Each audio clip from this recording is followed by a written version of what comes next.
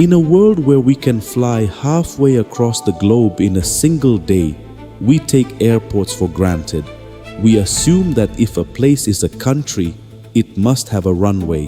But geography and history have a funny way of saying no. There are 5 sovereign nations on Earth where a private jet cannot land.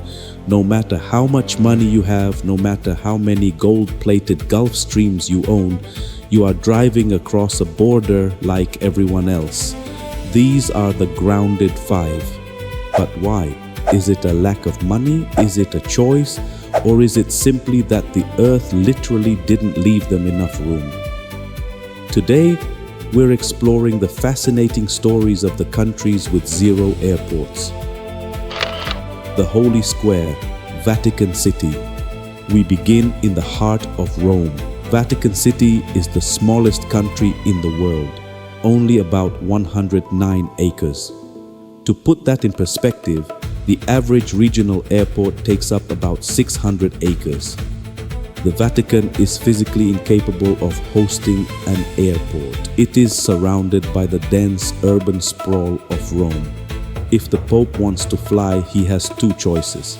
He takes a helicopter from the small Vatican City heliport, located in the western corner of the gardens, or he drives the short distance to Rome's Fiumicino airport. Interestingly, while they have no runway, they do have their own railway station, though it's used mostly for freight and the occasional tourist train. It is truly a walking nation. The billionaire's balcony, Monaco. Next, we head to the French Riviera.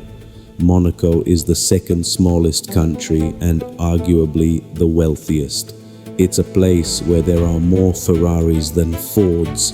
You'd think this would be the capital of private aviation, but Monaco has a space problem. The entire country is only 2 square kilometers. It's squeezed between the mountains and the Mediterranean Sea. If they built a runway, they'd have to pave over half the country, including the famous Grand Prix track. Instead, the elite arrive via Nice-Côte d'Azur airport in France and take a 7-minute helicopter shuttle into the Monaco heliport. In Monaco, the private airport is actually the sea, where mega yachts act as floating bases for the rich and famous. The mountain citadels, San Marino and Liechtenstein. Now we move to the heights. San Marino is the world's oldest republic, perched on the side of Mount Titano in Italy. It's beautiful, it's historic, and it is incredibly steep. There isn't a flat piece of land large enough for a Cessna, let alone a commercial jet. Similarly, we have the Principality of Liechtenstein.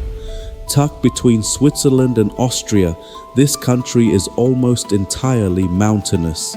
While it is a global financial hub, the nearest airport is Zurich, about an hour and a half away. Both of these nations have chosen to remain airport-free to preserve their landscape. They rely on high-speed rail and impeccable European highways. In these countries, the journey is the destination, and the view from the car window is better than any airplane window could offer. The Pyrenean fortress, Andorra. Finally, we have Andorra, located high in the Pyrenees Mountains between France and Spain. Of all the countries on our list, Andorra is the largest. You might think, surely they have room. But size isn't the problem, elevation is. Andorra is a series of narrow valleys surrounded by peaks that reach over 3,000 meters. The wind currents and the steep terrain make an airport within the borders a pilot's nightmare. The Andorra-La Seu airport actually exists, but here's the catch.